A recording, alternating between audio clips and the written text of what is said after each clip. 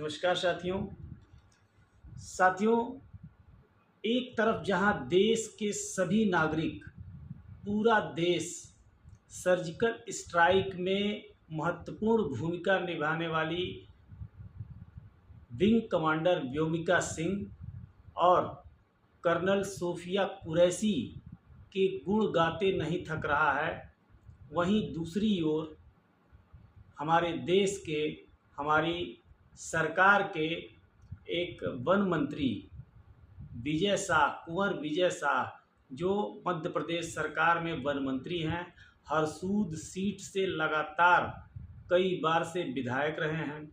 उनके बयान ने पूरे देश में उथल पुथल मचा दिया है। साथियों, विवादित टिप्पणी करने वाले इस मंत्री की मुश्किलें दलदल में फंसे व्यक्ति की तरह लगातार बढ़ती जा रही हैं। ये जितना निकलने की कोशिश कर रहे हैं, इनकी मुश्किलें उतनी ही ज़्यादा इन्हें जकड़ती चली जा रही हैं। आइए पूर्ण रूप से समझते हैं कि मंत्री जी ने क्या बयान दिया, क्या ऐसा उन्होंने कहा जिसके लिए उनकी मुश्किलें बढ़ती जा रही हैं और किस प्रकार की मुश्किलें उन्हें जकड़ती चली जा रही हैं। जी हाँ दोस्तों, हमारे मध्य प्रदेश सरकार के एक वन मंत्री विजय शाह ने कर्नल सोफिया पर विवादित टिप्पणी बयान किया था, जिसके कारण मीडिया में, सोशल मीडिया में, न्यूज़ में, अखबारों के माध्यम से जैसे ही मामला honourable high court Madhya Pradesh तक पहुंचा, ऑनरेबल हाई कोर्ट ने स्वतः संज्ञान लेते हुए मंत्री जी के ऊपर एफआईआर दर्ज कराने का आदेश दे दिया। दोस्तों, आज जब एफआईआर लेकर के महाधिवक्ता और पुलिस के अधिकारीगण ऑनरेबल हाई कोर्ट के सामने उपस्थित हुए, तो हाई कोर्ट की युगल बेंच, जिसमें मिस्टर अतुल श्रीधर और अनुराधा शुक्ला की युगल पीठ ने पुलिस वालों को जमकर फटकार लगाई और एफआईआर की भाषा और उसके कंटेंट पर विचार करते हुए उन्होंने पुलिस वालों को बहुत सारा खरी खोटी सुनाया। आखिर क्या ऐसा लिखा था उस एफआईआर में कि हाईकोर्ट तुरंत भड़क उठे। हाईकोर्ट की युगल पीठ के जो दोनों जस्टिस थे वो भड़क गए और पुलिस वालों को लगातार फटकार लगाते रहे। दोस्तों, आइए वीडियो को शुरू करते हैं। वीडियो बहुत ही ज़्यादा महत्वपूर्ण होने वाला है, बहुत ही खास जानकारी आपको मिलने वाली है, तो वीडियो को शुरू से अंत तक जरूर देखिएगा बिना स्किप किए। मैं आपका दोस्त एडवोकेट आशुतोष पांडे। साथियों, कानून के साथ साथ हम बताते हैं कि हमारे देश में चारों तरफ क्या हो रहा है, समाज में क्या घटित हो रहा है, और इधर उधर के सेक्शन में हम बहुत सारी बातें करते हैं। और आप सभी ने हमारे चैनल को, हमारे कंटेंट को सराहा है और उम्मीद है आगे भी आपका प्यार इसी तरह से मिलता रहेगा। तो आइए दोस्तों, वीडियो को शुरू करते हैं और बात करते हैं देश की बेटी के बारे में, जिसने पहलगाम हमले के बाद 6 मई की रात में ये दोनों भारत की बेटियां बॉर्डर क्रॉस करके पाकिस्तान में जाती हैं और वहां पर 9 आतंकी ठिकानों को नस्तेनाबूद करके सकुशल अपने देश वापस लौट आती हैं। जी हाँ दोस्तों, मैं बात कर रहा हूँ विंग कमांडर व्योमिका सिंह और कर्नल सोफिया कुरैशी के बारे में। जी हाँ दोस्तों, और इन्हीं दोनों ने देश को ऑपरेशन सिंदूर के बारे में एक एक क्षण, एक एक पल के बारे में जानकारी भी प्रदान की है।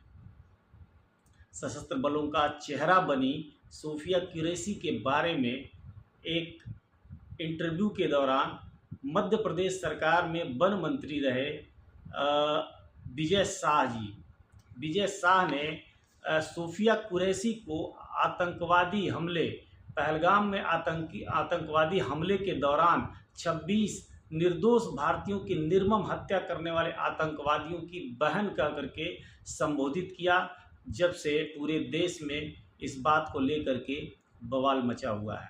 और साथ ही प्रधानमंत्री आदरणीय नरेंद्र मोदी के बारे में उन्होंने टिप्पणी की थी कि मोदी जी ने आतंकवादियों की बहन को उन्हें सुलझाने के लिए भेज दिया है। दोस्तों, ये बातें बहुत ही अपमानजनक और बहुत ही पीड़ादायक बयान है, जिसे सुन करके किसी भी राष्ट्रवादी भारतीय का खून खौल उठेगा। ऐसे में भारतीय जनता पार्टी की जो केंद्र सरकार है, शीर्ष नेतृत्व है, कोई भी एक्शन क्यों नहीं ले रही है? इससे नाराज भोपाल उच्च न्यायालय द्वारा स्वतः इस मामले का संज्ञान लिया गया और आदेश पारित किया गया कि तथाकथित मंत्री विजय शाह के खिलाफ थाने में एफआईआर सुसंगत धाराओं में दर्ज किया जाए। आइए हम बताते हैं कि किन किन धाराओं में उनके खिलाफ मुकदमा दर्ज हुआ और मुकदमा दर्ज होने के बाद उनकी क्या स्थिति है।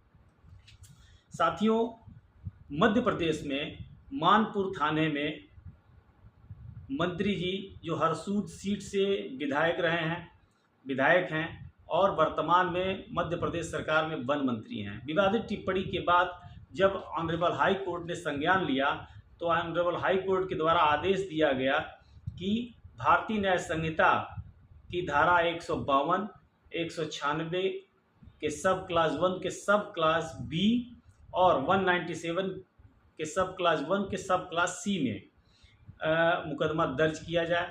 और महाधिवक्ता ने आज एफआईआर की कॉपी ऑनरेबल कोर्ट के सामने जब रखी तो हाई कोर्ट के जज, ऑनरेबल जज नाराज हो गए।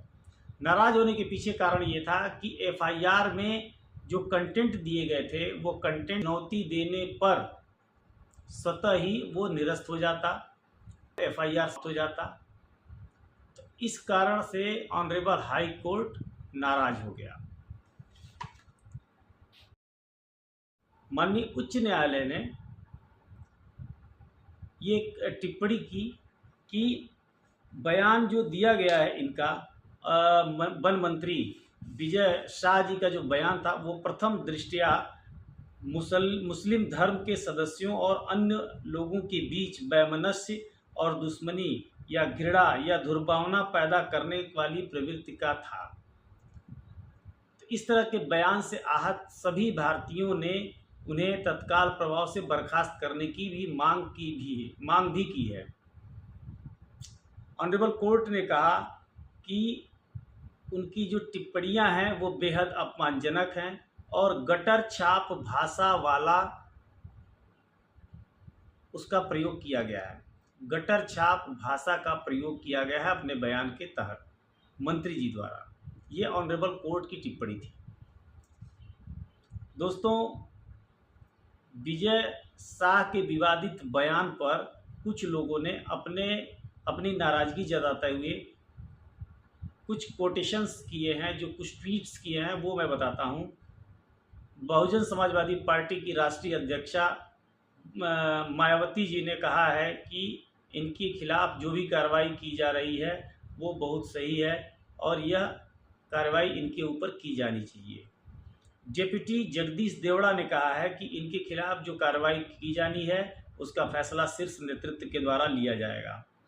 झारखंड के मंत्री इरफान कुरैशी ने ट्वीट करके और चिट्ठी लिख करके इन्हें तत्काल प्रभाव से बर्खास्त करने की मांग की है। रघुनंदन शर्मा, जो कि एक बहुत ही सीनियर सांसद हैं, उन्होंने काफ़ी निराशा जताई है कि हमारे देश की बेटियां जिस शौर्य और अदम्य साहस का परिचय दे रही हैं और दुश्मन खेमे में जा करके अपने देशवासियों की निर्मम हत्या का बदला लेकर के आई हैं, ऐसे लोगों के खिलाफ इस तरह की टिप्पणी काफ़ी निराशाजनक है। यह बेहद शर्मनाक है और इसकी निंदा किया है उन्होंने। प्रतिमा बागरी एक हैं जो मध्य प्रदेश में विधायिका हैं। इन्होंने विजय शाह जी के समर्थन में अपनी बात कही है। इन्होंने कहा कि विजय शाह जी के द्वारा जो भी बयान दिया गया है, जो भी कथन किया गया है वो बहुत ही अनुपयुक्त है, लेकिन साथ ही उन्होंने अपने बयान के एवज़ में सोशल मीडिया और न्यूज़ के सामने माफ़ी मांगी है और अपने शब्दों को वापस लेने की बात कही है। ऐसे में उनके खिलाफ इतनी कठोर कार्रवाई नहीं होनी चाहिए।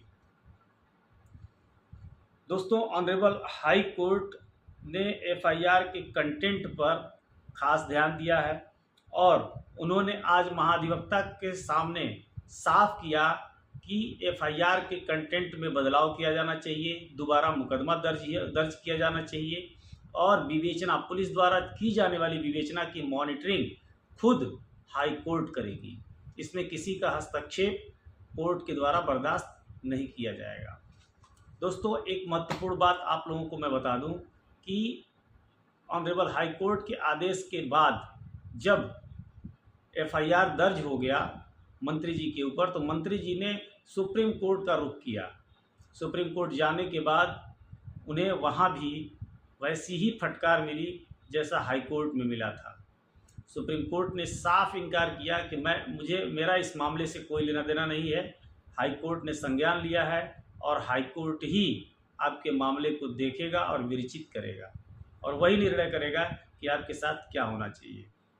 दोस्तों, मेरा व्यक्तिगत विचार है कि हमारे राष्ट्र में, हमारे देश में जो हमारे सैनिक हैं वो अपने परिवार को, अपनी बीवी बच्चों, माँ बाप, भाई बहन, सभी नाते रिश्तों को छोड़ करके बॉर्डर पर, सीमा पर दिन रात मेहनत करते हैं ताकि हम सुख चैन से, अमन चैन से अपने घरों में रह सकें और अपना जीवन यापन कर सकें। ऐसे में एक ऐसा व्यक्ति जो कि स्वयं एक संवैधानिक, महत्वपूर्ण संवैधानिक पद पर आसीन होते हुए इस तरह की विवादित और अपमानजनक टिप्पणी यदि करता है तो यह वाकई में बेहद शर्मनाक है और मैं व्यक्तिगत रूप से इस टिप्पणी की निंदा करता हूं और उम्मीद करता हूं कि हमारे देश का कोई भी नागरिक हमारे किसी भी सशस्त्र बल के सैनिकों के बारे में, चाहे वो छोटा सैनिक हो या बड़ा अधिकारी हो, किसी के बारे में इस तरह की टिप्पणी न करे और हमें अपने सैनिकों के मनोबल को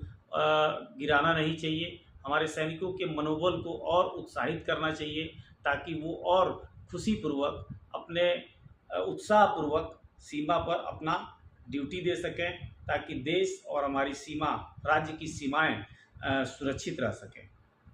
तो दोस्तों, इस वीडियो में इतना ही। अगले वीडियो में मैं पुनः मिलूँगा, तब तक के लिए धन्यवाद। जय हिंद।